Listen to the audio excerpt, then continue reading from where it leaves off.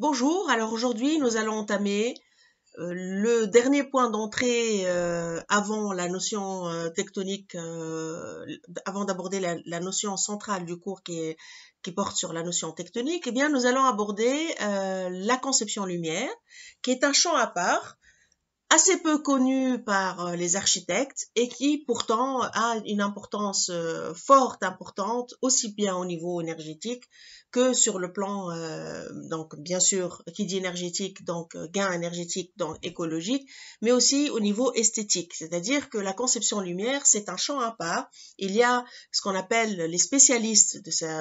ce domaine qui s'appellent soit concepteurs lumière, soit éclairagistes. Et c'est un champ à part, il y a une association à l'échelle internationale,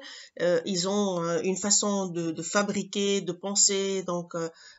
l'éclairage et la façon de mettre en valeur le potentiel d'un projet selon donc un mode de faire particulier. Et c'est important pour les architectes d'attirer leur attention sur cette notion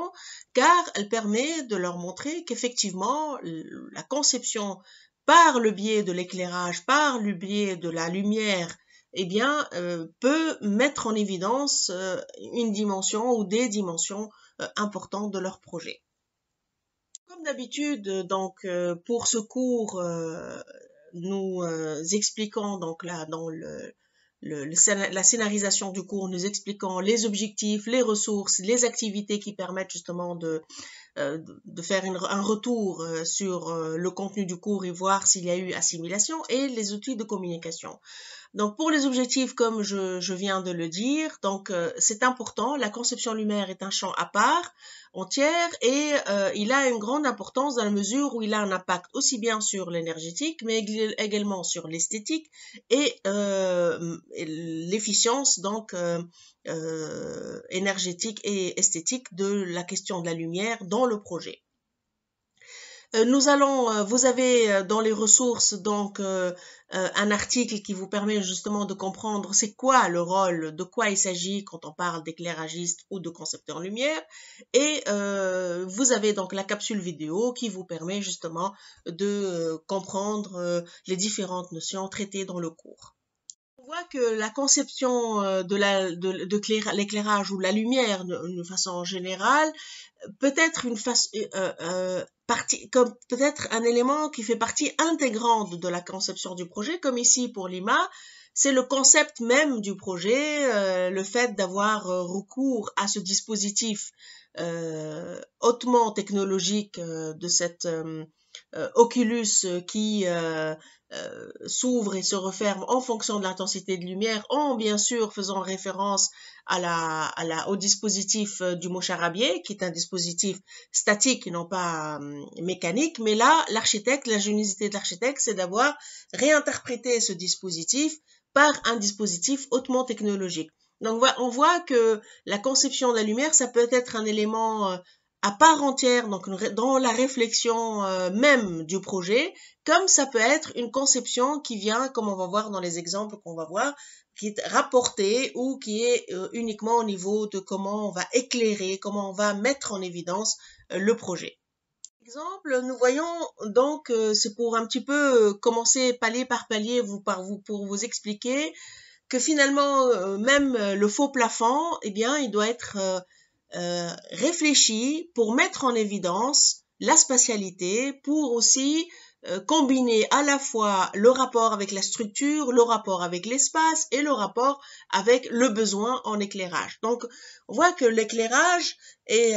là où on met les spots, les gorges lumineuses, etc. Ça ne se fait pas d'une manière automatique, c'est-à-dire on met un spot parce que bon, il faut éclairer, mais on met un éclairage parce qu'on a besoin d'une certaine intensité de lumière, parce que ça met en évidence aussi une certaine typologie ou un certain sens dans l'espace, ce sens-là qu'il soit en rapport avec l'aménagement, qu'il soit en rapport avec un passage d'un volume vers un autre, etc., etc. Dans ce cas, c'est pour attirer votre attention sur le fait que dans des échelles variées, ça dépend des échelles, là,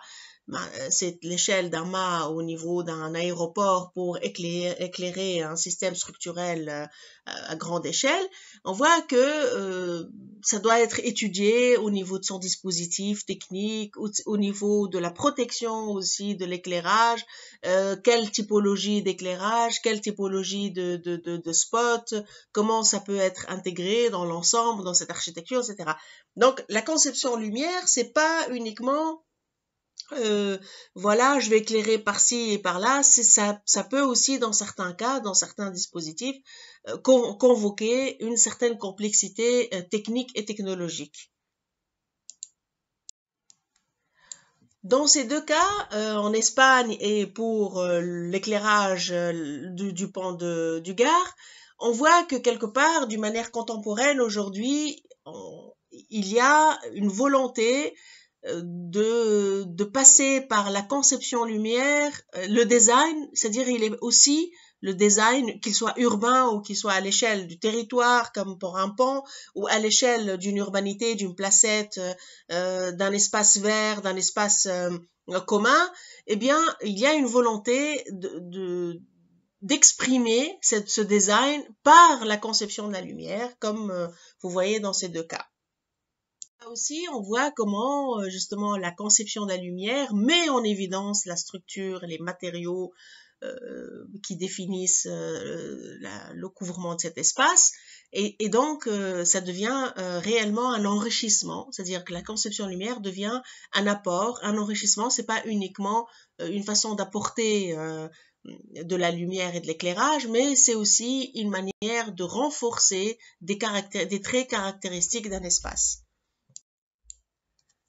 Là, c'est notre cas de figure. Donc, on voit aussi que la conception lumière, quand elle est bien étudiée, quand elle est réfléchie dans ce sens, elle peut aussi devenir un enjeu pour justement mettre en évidence les monuments patrimoniaux, les monuments qui sont imposants et importants dans un lieu, dans un site ou dans une culture donnée. Donc, la conception lumière des monuments historiques devient également un enjeu très important, comme on voit ici pour le palais de justice à Lyon, où la discrétion de cet éclairage, mais qui met en évidence donc cette architecture et sa monumentalité, sa spécificité, etc. Pour le cas de l'aéroport international de Dubaï, donc on voit que la conception lumière, c'est un enjeu pour imposer, pour mettre en évidence donc l'architecture, la spécificité à l'échelle du territoire, à l'échelle urbaine de ce projet, à l'intérieur de l'espace aussi, dans les seuils, dans les entrées, dans les différents terminaux. Donc oui, ça devient aussi un enjeu pour donner une touche, donner une expression particulière à chaque espace, mettre en évidence aussi le système constructif, mettre en évidence aussi la qualité spatiale, etc. Donc, parmi les concepteurs lumière et les éclairagistes qui commencent aujourd'hui à se faire un nom, qui deviennent à renommée internationale et qui se sont imposés petit à petit, il y a Ekram Behlel qui est une architecte Hainaut et qui s'est installée à Paris, entre Paris et l'Inde, donc avec des associés. Et qui commence à donc se faire un nom avec plusieurs prix à l'international pour justement, elle s'est spécialisée dans la conception lumière. Elle ne fait que de la conception lumière pour des bâtiments, pour des villas, pour des espaces urbains, etc. Donc vous avez là le lien de ce groupe qui s'appelle Atelier Dada et avec toutes ses références, tout son travail. Donc vous voyez que la conception lumière peut être à l'échelle urbaine de l'enveloppe du bâtiment, comment l'exprimer, renforcer son identité, son esthétique par l'éclairage, comment donner une touche particulière par la lumière, par les couleurs, dans d'autres cas, etc., etc.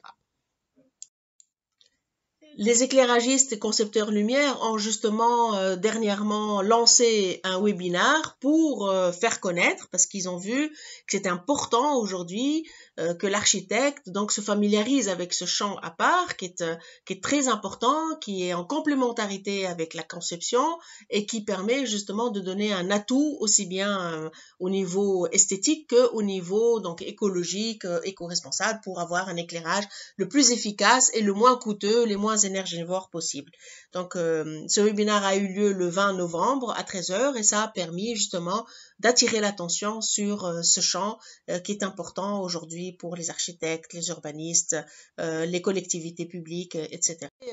dans le cadre de, pareil, pour mesurer le degré d'apprentissage, de compréhension de la notion de conception lumière, ça c'est un exercice qui est libre. C'est-à-dire, vous êtes libre de le faire ou de ne pas le faire, mais je vous encourage à le faire dans le sens où ça va vous permettre justement de réfléchir par extrapolation à votre façon d'utiliser la conception lumière pour mettre en évidence votre architecture, pour la travailler dans son détail, pour la travailler aussi dans une certaine esthétique bien réfléchi sur le plan de l'optimisation, de l'énergétique, etc. Donc, il s'agit de redessiner ce détail d'éclairage et cet exemple donc va vous permettre, c'est un peu un support ou une référence pour vous initier à réfléchir vous-même sur vos propres détails dans vos projets en cours d'exécution dans les ateliers en ce moment. Bien, je vous remercie.